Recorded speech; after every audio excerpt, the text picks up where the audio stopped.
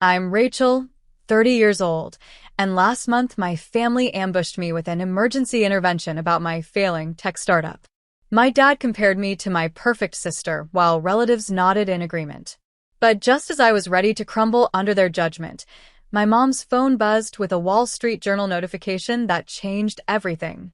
Have you ever been judged before someone took the time to understand what you're building?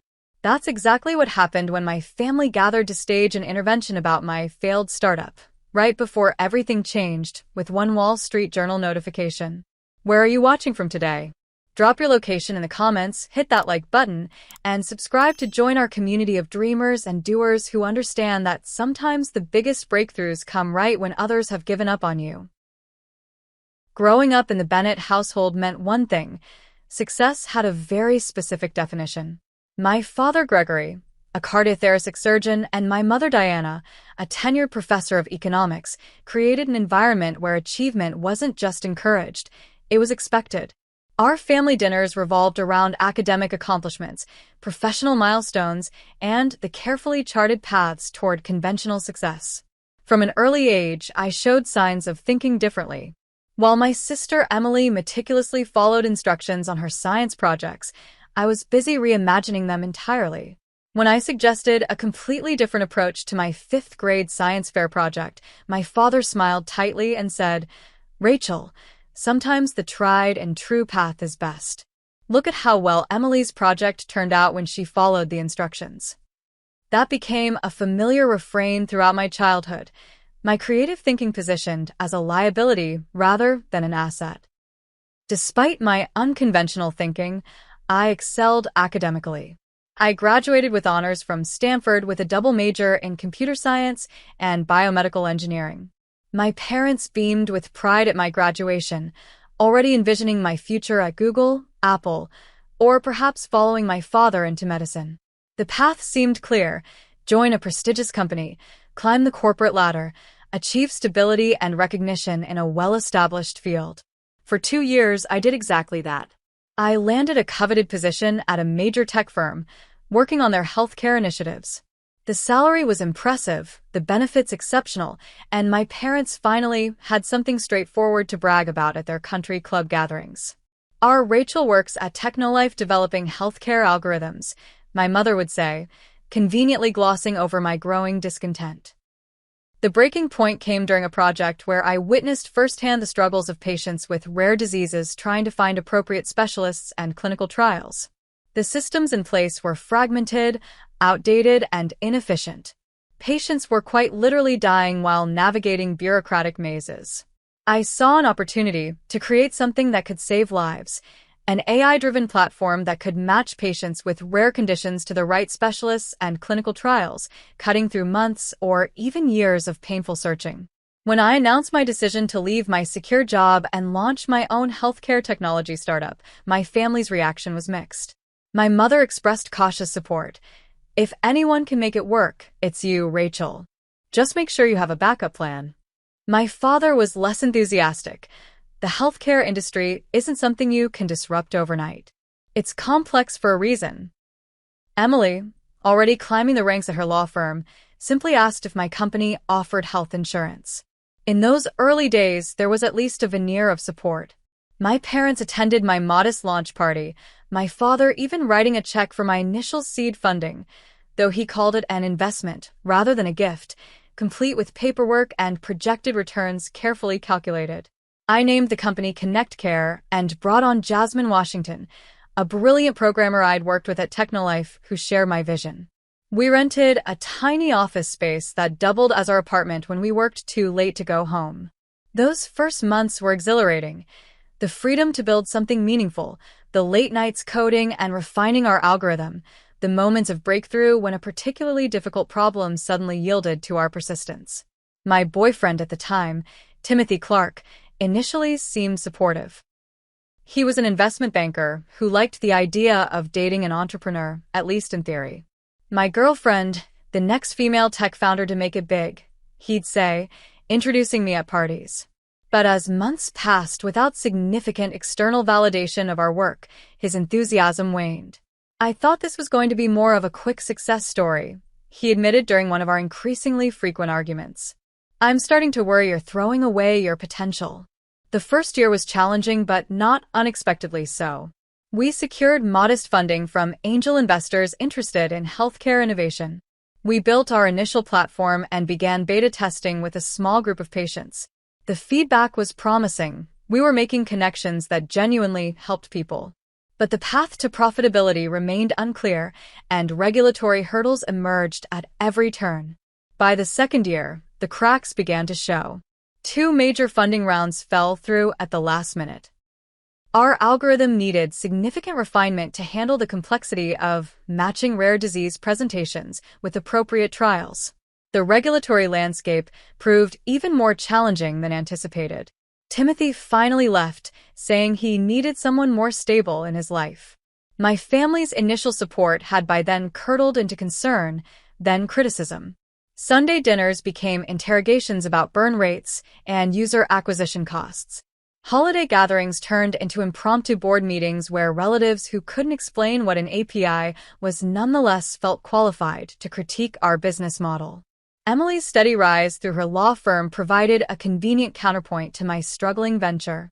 Emily just bought a condo in the city, my mother would mention, while I was still eating ramen in my shared apartment/office. What my family couldn't see were the small victories accumulating beneath the surface. A breakthrough in our matching algorithm that increased accuracy by 37%. A successful pilot program with a mid-sized hospital in Chicago. Promising results from a clinical trial where our platform had connected patients to life-changing treatments. Jasmine and I knew we were onto something important, if we could just secure enough runway to prove it. The family dinners became increasingly uncomfortable as ConnectCare struggled to find stable footing. Each Sunday at my parents' sprawling colonial home in the suburbs, I'd brace myself for the inevitable interrogation. "How's the little startup going?" my father would ask, the word startup somehow sounding diminutive coming from his lips. Before I could properly answer, he'd pivot. "Emily just won the Dalton case. $3 million settlement." My sister would modestly lower her eyes, though I never missed the slight smile that played at the corners of her mouth. Emily, 3 years my senior, had always been the family standard-bearer. Her path had been linear and predictable.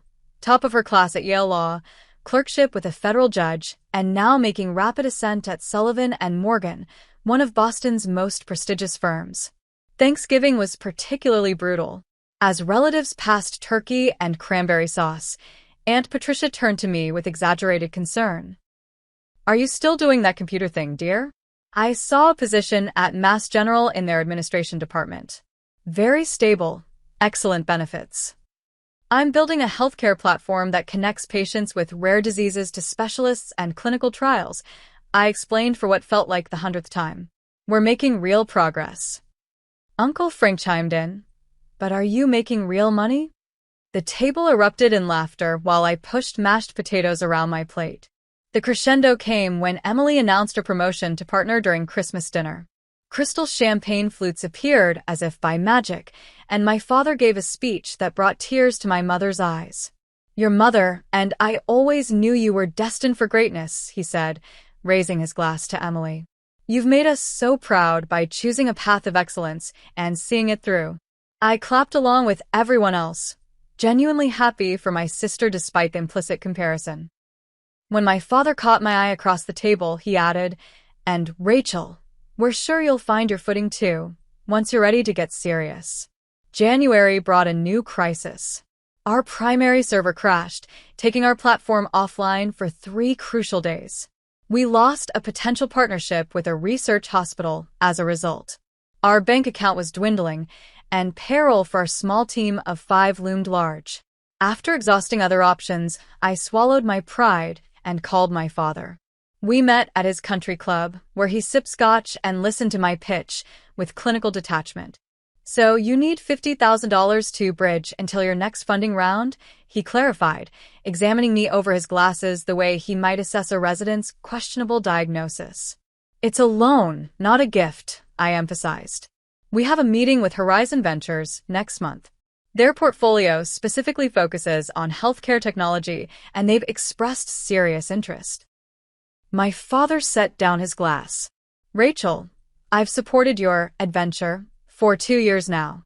Your mother and I are concerned that you're trapped in a cycle of almost but never quite making it. Have you considered that it might be time to cut your losses? Dad, we're so close to a breakthrough. Our algorithm is performing better than anything on the market. We just need a little more time. He sighed heavily. I'll discuss it with your mother, but I think what you need isn't more money. It's a reality check. 2 days later, I received a text from my mother. Family emergency meeting this Saturday at 4 p.m. Please come to the house. It's important. When I called to ask what was happening, she was evasive. Your father feels we all need to talk about your situation. Emily will be there too. That night, I stayed late at our office, working on refinements to our matching algorithm. At 2 a.m., I had a breakthrough that increased our accuracy to nearly 95% for certain rare conditions. I texted Jasmine, who called me immediately despite the hour. This could be it, Rachel, she said, her voice vibrating with excitement. With this improvement, we can finally demonstrate real clinical impact at scale. I know, I said, feeling a mixture of elation and dread. But my family's called some kind of intervention about the business for Saturday. They're going to try to convince me to shut it down. There was a pause on the line. Are you considering it?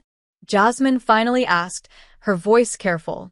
I stared at my computer screen, where the results of our latest simulation showed unprecedented accuracy in matching patients with myasthenia gravis to appropriate clinical trials.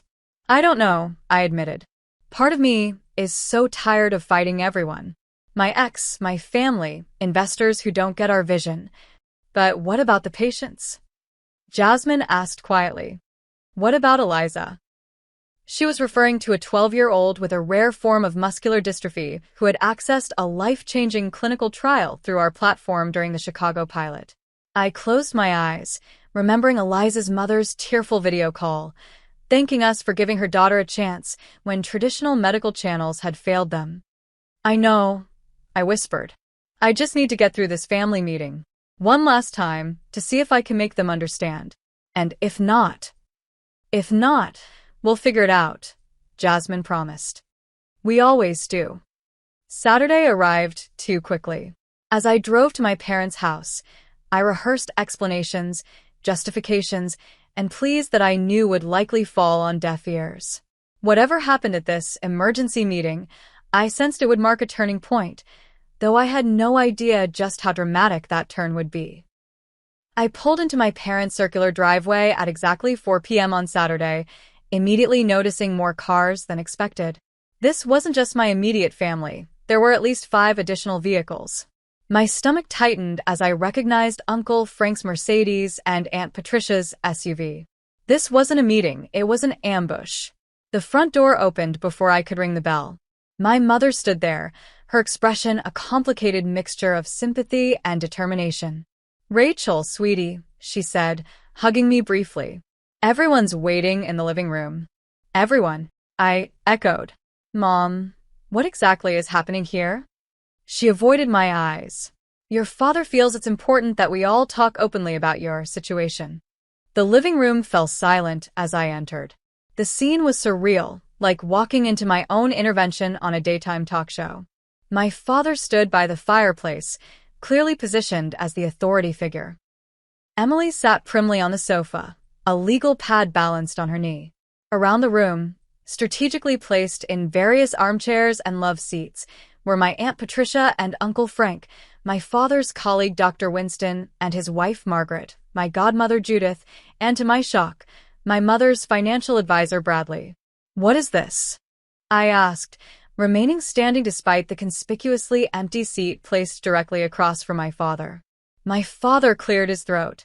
Rachel, please sit down. We've gathered as a family because we're concerned about the path you've chosen. And Bradley is family now?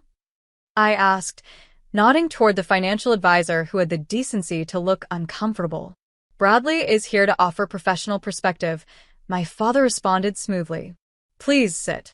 Reluctantly, I took the seat, feeling like a defendant facing a jury. My father had clearly rehearsed his speech. For 2 years, we've supported your entrepreneurial experiment. We've watched you pour your savings, your time, your relationships, and your talents into a venture that shows no signs of viability. As a family, we can no longer stand by while you waste your potential and jeopardize your future. Uncle Frank nodded vigorously. Your father asked me to look at your business plan, Rachel. The burn rate is unsustainable without significant investment, which hasn't materialized after 2 years. That's usually a market signal. You showed him our confidential business documents? I asked my father incredulously. I showed him what you showed me when you asked for $50,000, my father replied. And Frank agrees the outlook isn't promising. Aunt Patricia leaned forward. Honey, no one's saying you aren't smart or hardworking. But sometimes the smartest thing is knowing when to cut your losses. I have a friend at Massachusetts General Hospital. I don't want to work at Mass General, I interrupted. Our platform is finally showing real clinical impact. We're helping patients with rare diseases find treatments that could save their lives. But is it financially viable? Bradley asked gently. Even the most altruistic venture needs a sustainable model. We're pre-revenue by design, I explained, feeling like I was speaking a foreign language they couldn't understand. We're building the network and refining the algorithm before full-scale monetization. It's standard for this type of platform. Dr. Winston shook his head.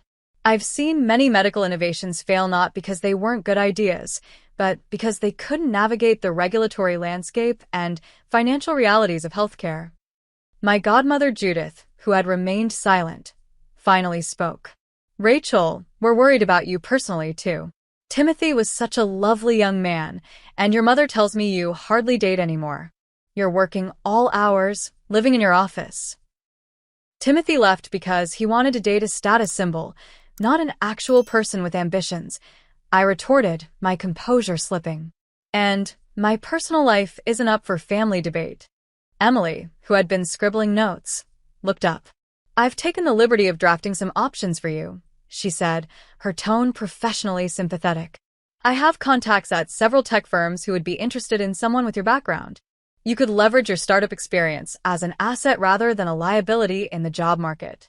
That's very thoughtful, Emily, I said tightly, but I'm not looking for a job. I have one. I'm the CEO of a company that's doing important work. My mother, who had been uncharacteristically quiet, touched my arm. Sweetheart, we know you believe in what you're doing, but you've always been so idealistic. Sometimes reality doesn't match our dreams, and that's not failure, it's life. I looked around the room at these people who claimed to love me yet couldn't see or respect the vision that drove me. Our algorithm just achieved 95% matching accuracy for certain conditions. Do you know what that means? It means patients who would otherwise spend years searching for appropriate treatment can find it in days. It means lives saved. My father sighed heavily. Rachel, everyone wants to save the world when they're young. But there are established channels for medical innovation for a reason. If your idea had merit, wouldn't the market have validated it by now? The market is broken, I insisted. That's exactly why we're building this. And we do have validation from patients, from doctors at our pilot hospitals, from clinical researchers. But not from investors with actual money, my father countered. Not from people who understand business rather than idealism. Emily nodded in agreement. Rachel, I admire your passion, but passion doesn't pay bills. I've worked systematically toward partnership for 8 years. It took discipline, strategic choices, and sometimes putting aside what I wanted in the moment for the bigger picture. My father gestured toward Emily, his face lighting up with unmistakable pride. Exactly. Your sister made partner while you play entrepreneur. The words hit like physical blows. The room fell uncomfortably silent as everyone absorbed the harshness of my father's statement. I felt tears threatening but refused to let them fall. I stood up, gathering my purse. I think we're done here, I said quietly. Rachel, don't be dramatic, my father started. We're trying to help you. No, I responded, finding strength in the clarity of the moment. You're trying to make me into something I'm not. You've never understood what I'm building because you've never really tried to understand. My mother looked pained. Rachel, please. Your father just wants what's best for you. He wants what he thinks is best for me, I corrected. There's a difference. As I turned to leave, the strangest thing happened. My mother's phone buzzed loudly in her pocket. She automatically reached for it, glancing down at the notification. Her expression changed from concern to confusion. Diana, we're in the middle of something important, my father admonished. But my mother was staring at her phone screen, then looking up at me with widening eyes. Gregory, she said slowly, you might want to see this. What could possibly be more important than this family discussion? My father asked impatiently. My mother looked directly at me as she read aloud from her phone. Why is your company valued at $1 billion in the Wall Street Journal? The room froze. Every eye turned to me, expressions ranging from confusion to disbelief. What? I managed, my voice barely audible. My mother looked back at her phone, blinking rapidly. It's a Wall Street Journal news alert. Healthcare startup ConnectCare valued at $1 billion in potential acquisition talks with Pharmatech Global. She looked up at me. Rachel, is this your company? I couldn't process what I was hearing. Pharmatech Global was one of the largest pharmaceutical companies in the world. And while we had been in early discussions with their innovation department about potential collaboration, nothing remotely close to acquisition talks had been mentioned, let alone a $1 billion valuation. I need to see that, I said, crossing the room in 3 quick strides. My mother handed me her phone, and I stared at the headline in disbelief. Emily was already pulling out her own phone. Is this some kind of mistake? She asked, the professional skepticism in her voice unable to mask her shock. My fingers trembled as I scrolled through the article. According to the Wall Street Journal's healthcare technology reporter, Madeline Torres, Pharmatech Global was in advanced talks to acquire ConnectCare for an estimated $1 billion, primarily for our revolutionary patient matching algorithm that demonstrates unprecedented accuracy in connecting rare disease patients with appropriate clinical trials. The article went on to quote an unnamed source within Pharmatech, saying that our technology could revolutionize clinical trial recruitment and potentially save the pharmaceutical industry billions in failed trial costs while dramatically accelerating rare disease treatment development. As I read, I became aware of several things simultaneously. My phone was vibrating constantly in my purse. The room around me had erupted into confused chatter. And my father had moved to read over my shoulder, his expression shifting from dismissal to astonishment. Rachel, he said, his voice entirely different now. Is this accurate? I finally checked my own phone. 17 missed calls from Jasmine. 5 from our lawyer, Samuel. 3 from a number I didn't recognize with a New York area code. Dozens of text messages and email notifications. I don't know, I admitted. We've been in talks with Pharmatech about a potential partnership, but nothing like this. I need to call Jasmine. I stepped out onto the porch, my hands shaking as I called my business partner. She answered on the first ring. Rachel. Finally. Have you seen it? Jasmine's voice was pitched higher than normal with excitement. The Wall Street Journal article? Yes, I just saw it. What's happening, Jasmine? We weren't in acquisition talks. We are now, she said breathlessly. Daniel Rodriguez from Pharmatech called right after our breakthrough last night. He said their team has been monitoring our progress, and the accuracy improvements put us over their threshold for serious interest. When I told him we were hitting 95% match rates for certain conditions, he almost fell off his chair. I gripped the porch railing for support. But $1 billion? That's insane. It's our algorithm, Jasmine explained rapidly. You know how Pharmatech spent $3.7 billion on clinical trials last year? And how over 80% of trials failed to recruit enough patients. Our system solves their most expensive problem. Daniel said their internal valuation shows we could save them more than $2 billion annually while accelerating their drug development pipeline by years. My mind flashed back to all those late nights, the endless iterations of code, the meetings with patients and doctors to understand the real-world problems we were trying to solve. All those moments when we felt like we were shouting into the void, trying to convince people that what we were building mattered. But how did the Wall Street Journal find out? I asked. We haven't agreed to anything. That's the thing, Jasmine said, her voice dropping. I think Pharmatech leaked it. Samuel thinks they're trying to establish a public valuation to justify the purchase to their board and shareholders. He's been going crazy trying to reach you. We need to meet with the legal team immediately. I glanced back through the window at my family, who were huddled around Emily's phone, presumably reading the full article. I'm at my parents' house. They were staging an intervention to convince me to shut down the company. Jasmine was silent for a moment. You're kidding. I wish I was, I said, a strange laugh bubbling up. My father just told everyone that my sister made partner while I play entrepreneur.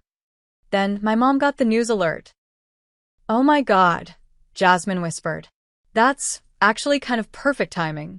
Despite everything, I smiled. It really is. Then, becoming serious again. I'll head to the office now. Call Samuel and tell him I'll be there in 30 minutes. When I stepped back into the living room, the atmosphere had transformed completely. My father was on his phone, apparently reading the article himself. Emily was explaining something about unicorn valuations to our aunt and uncle. My mother was simply staring at me with wide eyes. I need to go, I announced. There's apparently a situation I need to address with my team. My father looked up. Rachel, why didn't you tell us your company was in talks with Pharmatech Global? Because we weren't in acquisition talks until, apparently, today, I replied honestly. And even our partnership discussions were under NDA. Non-disclosure agreement. Emily translated for the room unnecessarily. Bradley, the financial advisor who had been ready to explain why my business was doomed minutes earlier, now stepped forward with an outstretched hand. Congratulations, Rachel. What an extraordinary achievement. I didn't take his hand. Thank you, but I really need to go. Of course, my father said quickly. This is obviously an important business matter. We didn't mean to keep you from something so significant. The irony was almost too much to bear. I looked around at the room full of people who had gathered specifically to convince me to abandon my vision. Actually, that's exactly what this meeting was designed to do, I said quietly. My father had the grace to look uncomfortable. Rachel, we were concerned. We didn't have all the information. No, I agreed. You didn't. But you were quite comfortable making judgments anyway. I turned to leave, then paused. I'll let you all know how things develop. Right now, I need to speak with my team and our lawyers. As I walked out the door, I heard my mother call after me. Rachel, wait. She hurried down the front steps after me. I just want to say, I'm proud of you. I always have been. I looked at her, seeing the sincerity in her eyes, but also remembering her silence during my father's dismissal of my work.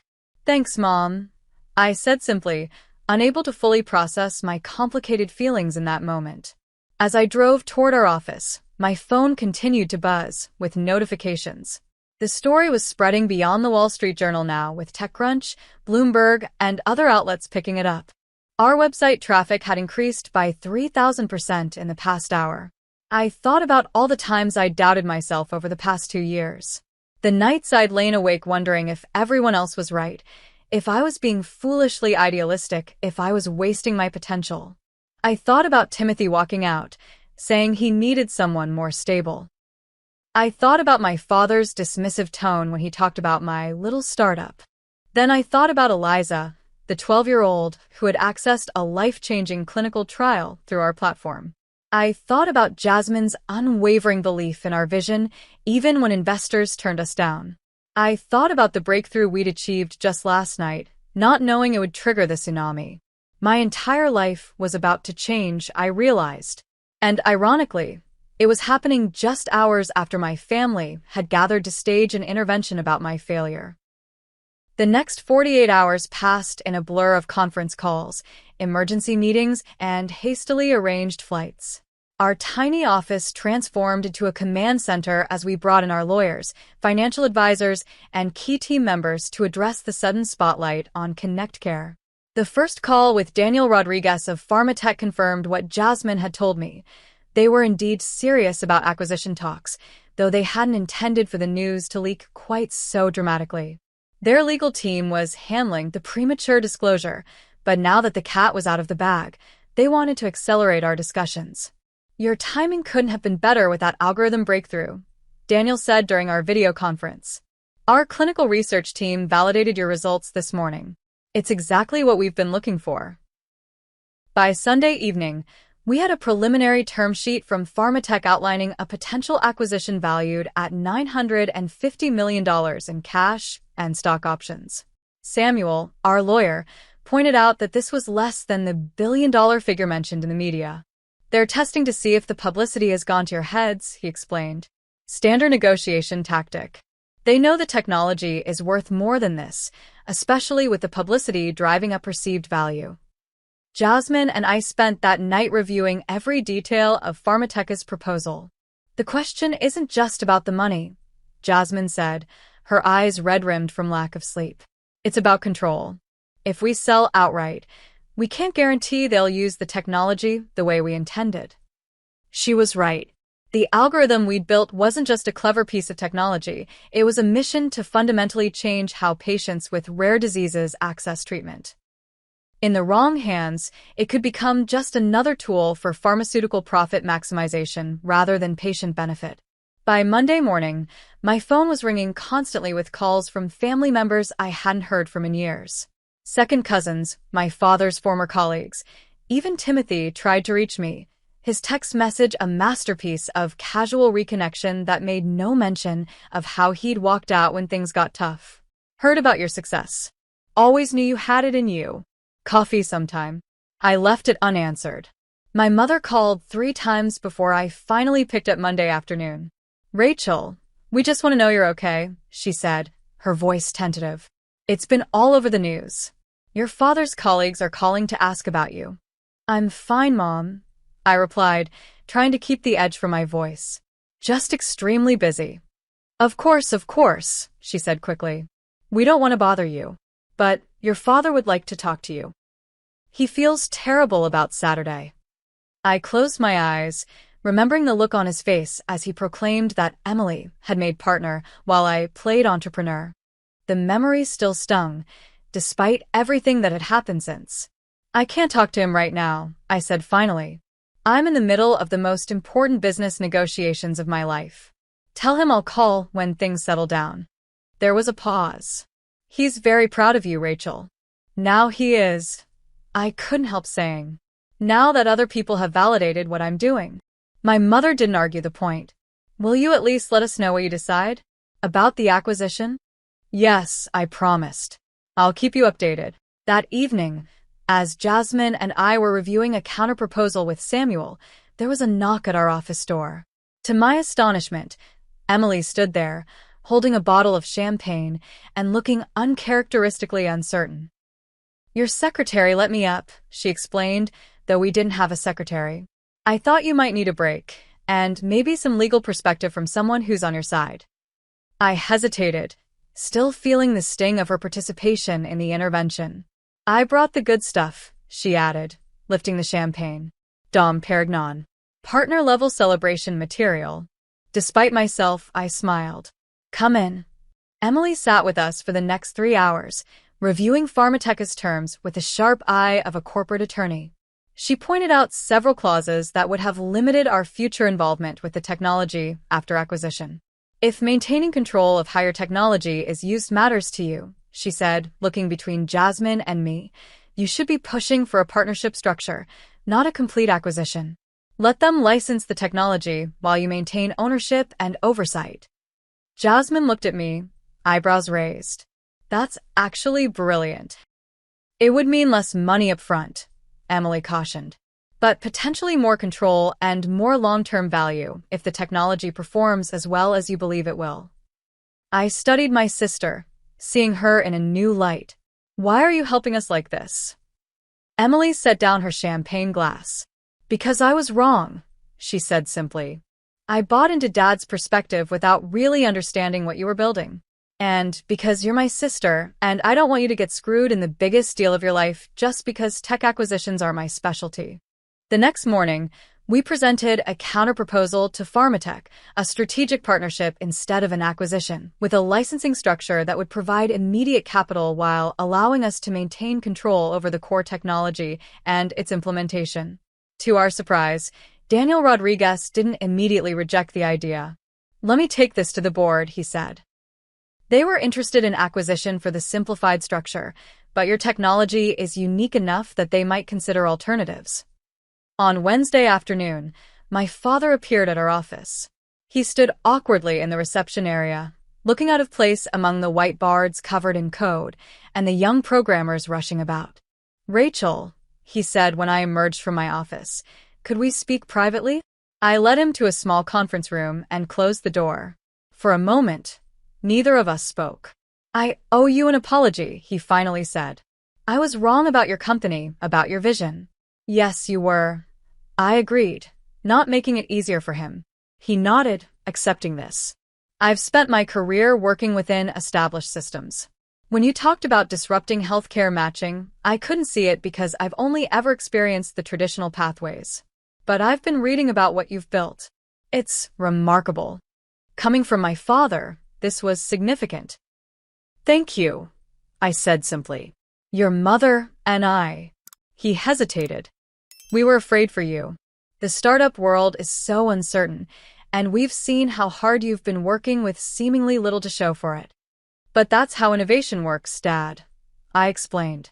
"There's a long period where you're building and refining and testing, and nothing seems to be happening from the outside. Then suddenly, everything changes." He nodded slowly. "I'm beginning to understand that.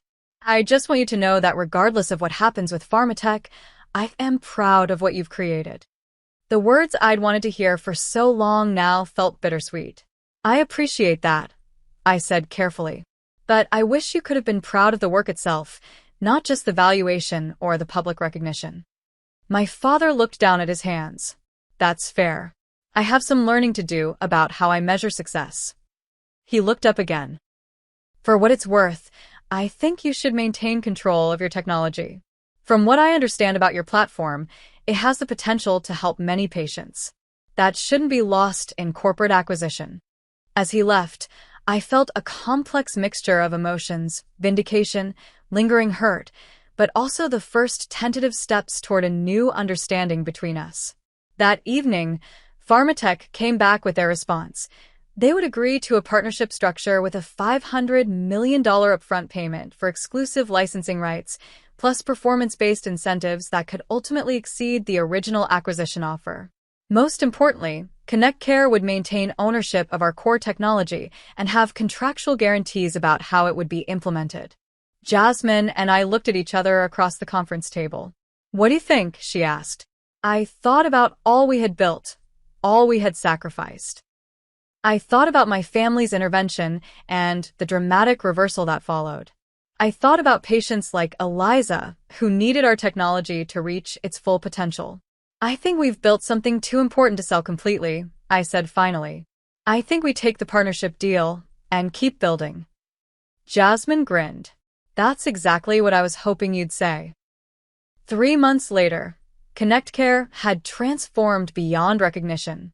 Our new headquarters occupied 3 floors of a sleek downtown building, a far cry from the cramped office apartment where Jasmine and I had spent countless sleepless nights. Our team had grown from 5 to 50, with specialized departments for algorithm development, patient advocacy, clinical partnership, and regulatory compliance. The $500 million licensing payment from Pharmatech had provided immediate stability while allowing us to maintain ownership and direction of our technology. The partnership structure had proven even more valuable than we anticipated.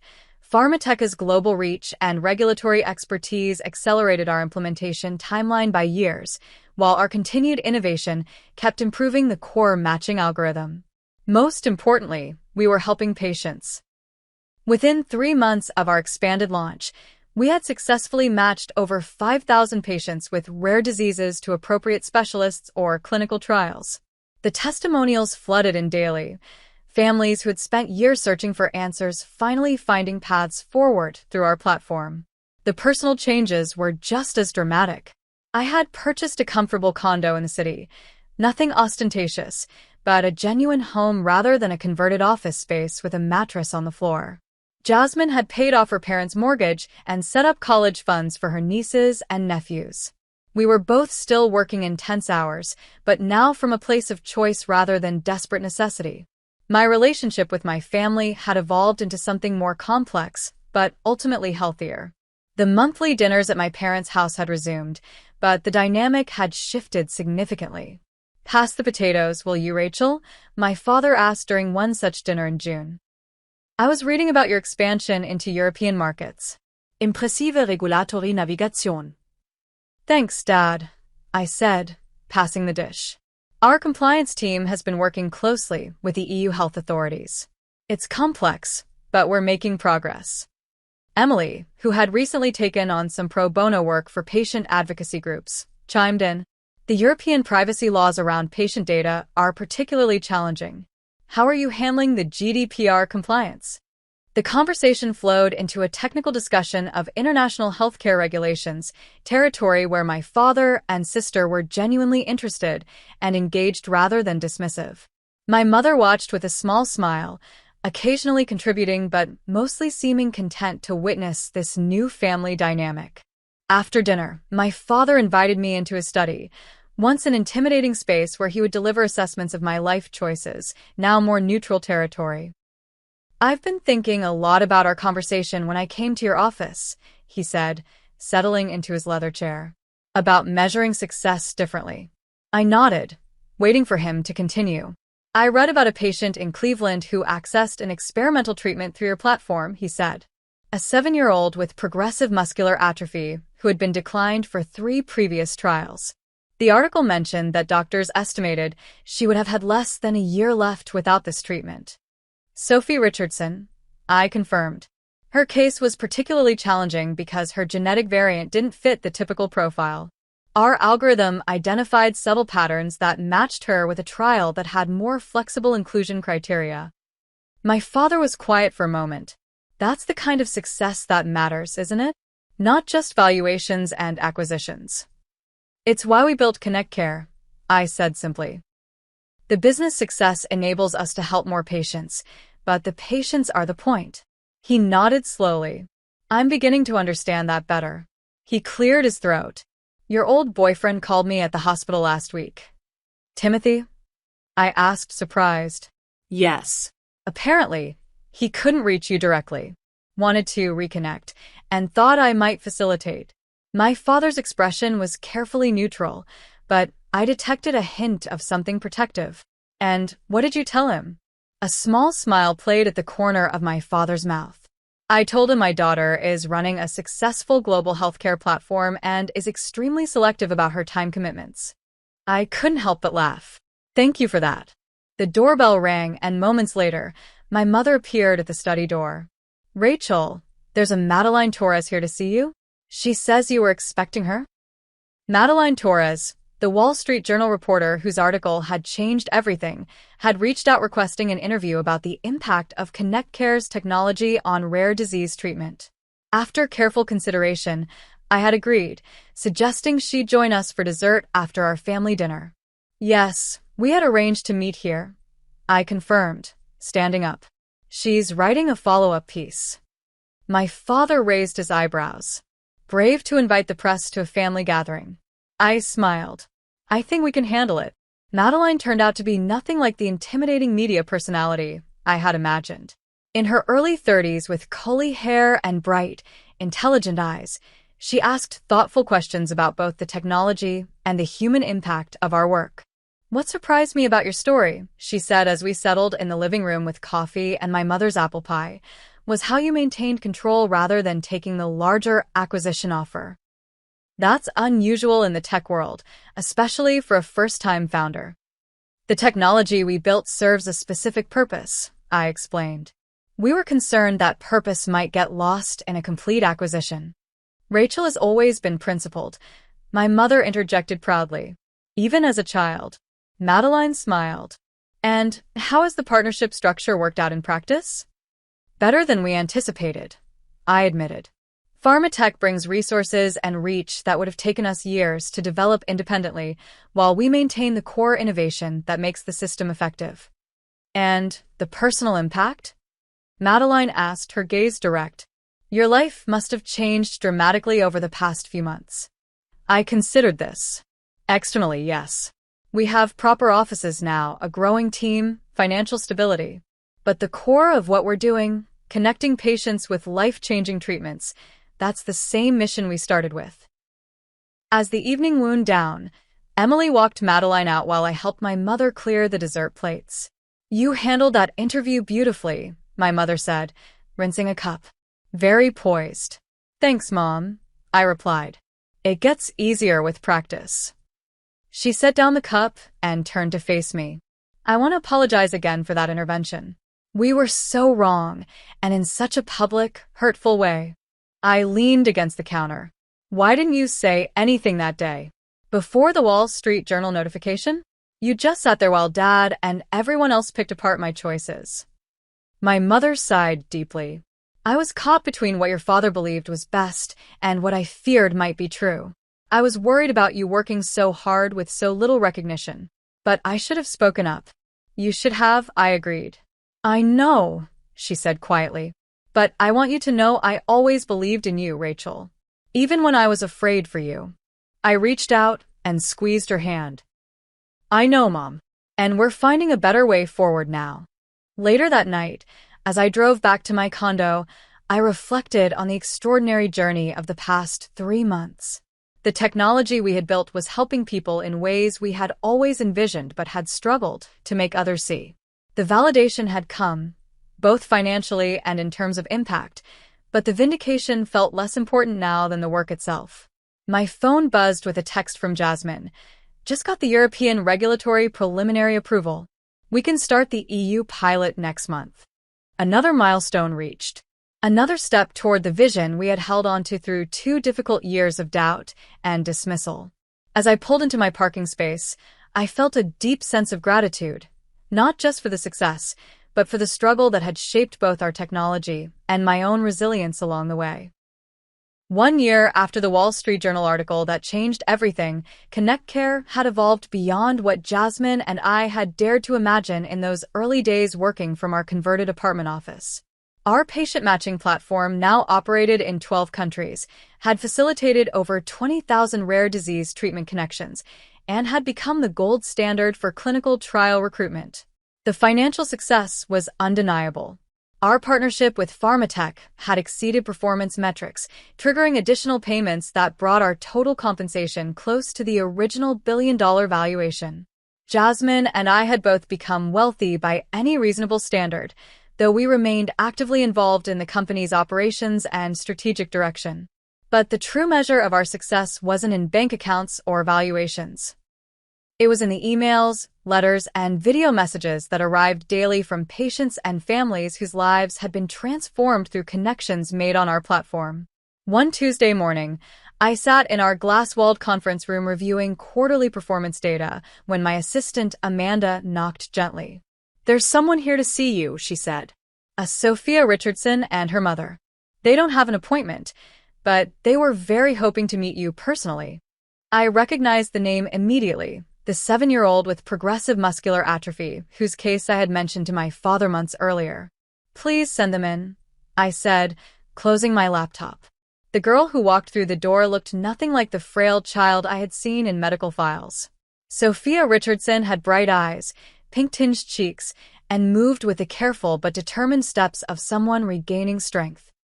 Her mother, Catherine, followed close behind, her expression a mixture of gratitude and wonder. Miss Bennett, Catherine began, her voice catching. We just wanted to thank you in person. The clinical trial your system matched Sophia with, the doctors are calling her response miraculous. Sophia looked up at me solemnly. Mom says your computer is magic and found the medicine that fixed my muscles. I knelt to her level. Not magic, just very good at finding the right matches. But I'm so happy it helped you. Me too, she said simply. I can go to school now. And dance class starts next week. The Richardsons stayed for nearly an hour. Catherine explained the transformation in clinical terms, how the gene therapy they'd accessed through our platform had halted the progression of Sophia's disease and begun to reverse some of the damage. But it was the small details that moved me most. Sophia's excitement about joining a ballet class, her plans for Halloween, the ordinary childhood experiences that had seemed impossible a year earlier. After they left, I sat quietly in my office, processing the encounter. This was why we had persevered through 2 years of doubt and dismissal. This was what my family hadn't been able to see when they gathered for their intervention. My phone rang, Emily calling.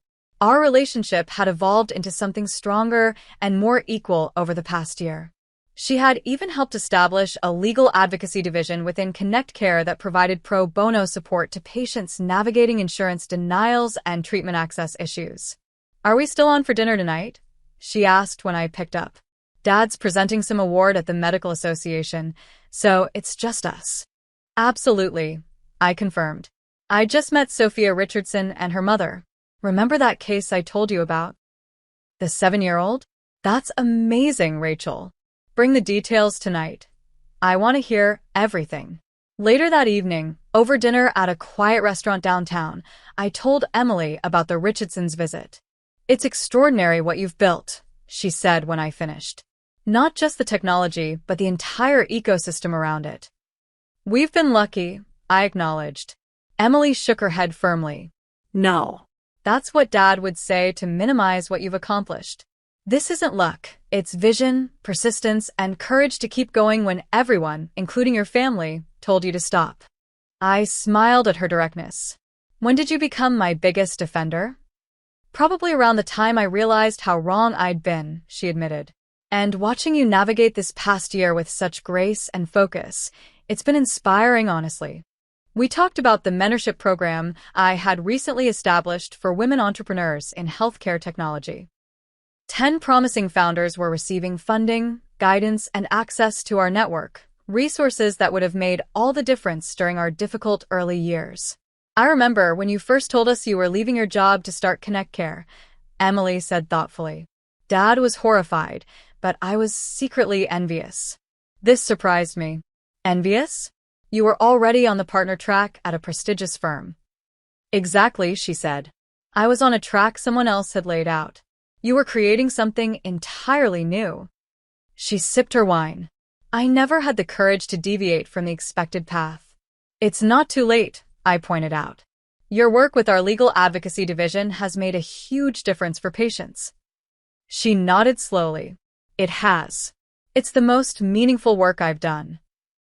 Our conversation shifted to family matters, our father's gradual but significant evolution in how he viewed success, our mother's delight in telling her academic colleagues about Connect Care's impact, the upcoming holiday gatherings that no longer filled me with dread. As we were finishing dessert, my phone buzzed with a notification. I glanced down and couldn't help but laugh. "What is it?" Emily asked. "Timothy. Again. Apparently, he's launched some kind of investment advisory service and wants to explore synergies with Connect Care." Emily rolled her eyes. The audacity of mediocre men never ceases to amaze me. I put my phone away without responding. Timothy's reappearance in my life, or attempts at it, had become a running joke between Jasmine and me. The man who couldn't see the value in what we were building when it mattered now couldn't stop trying to associate himself with our success. Walking back to my car after dinner, I reflected on the extraordinary journey of the past 3 years. The struggle that had seemed so lonely at times had ultimately led to something far more meaningful than just personal success. We had built a technology that was changing lives, a company culture that valued innovation and compassion equally, and a model for how healthcare technology could prioritize patient outcomes alongside business viability. The family intervention that had felt so painful had become, in retrospect, the turning point that launched us into a new phase of growth and impact. Sometimes the lowest moments truly do precede the greatest breakthroughs. Back at home, I stood on my balcony overlooking the city lights, thinking about all the lessons this journey had taught me. True vision requires the courage to pursue what others cannot yet see. Validation from those who matter most sometimes comes later than we hope, but our worth doesn't depend on their recognition.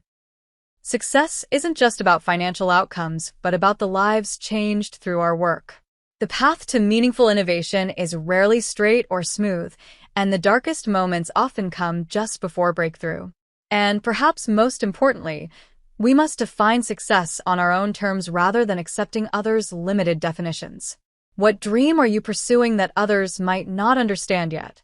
What vision keeps you going despite doubters or critics?